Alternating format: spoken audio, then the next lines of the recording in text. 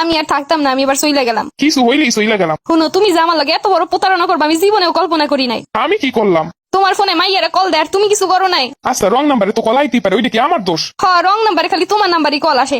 কই আমারও তো একটা মোবাইল আছে, আমারও তো 2টা সিম আছে, আমার ফোনে তো কোনোদিন কল আইলো না রং নাম্বারে। আচ্ছা, তুমি আগে দেখো নাম্বারটা কার কোন জায়গা দিয়ে দিছে, আমার সাথে কোনো সম্পর্ক আছে কিনা। এখন আর শাক দিয়ে মাছ ডাকা লাগবো না, যা বোঝার আমি বুঝা গেছি। তোমার সাথে অবশ্যই কোনো সম্পর্ক আছে। সি এত বড় অপবাদ তুমি আমার নামে দিতে পারলা? না যাই না শুনলে তুমি এইসব কথা কিন্তু ভুল বলতাছো। আমি সবকিছুতেই ভুল, এখন তো আমার ভুল হইবই। সমস্যা নাই, থাকো ভালো লইয়াই থাকো। আমি আজকেই চইলা যাইতেছি, আর কোনোদিন ফিরে পাবা না আমারে। তুমি চাঁদ খুঁজতে গিয়ে পুরো আকাশটাই হারাইলা। আচ্ছা, আমি কি করলে তুমি বিশ্বাস করবা যে এইগুলো সম্পর্কে আমি কিছুই জানি না? বিশ্বাসের তো কিছুই রাখো নাই, এখন আসতো আবার প্রমাণ করতে।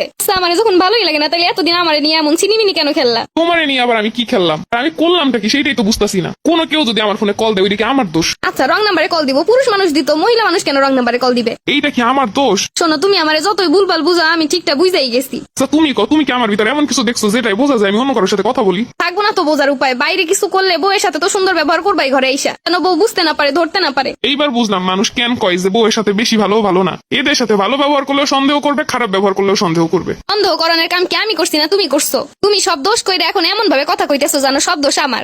বুঝি এখন তো আর ভাল লাগে না, এখন আর কত কি হইব। আচ্ছা, আমি গেলাম, আমি সব ব্যাগপত্র গুছাই আজকে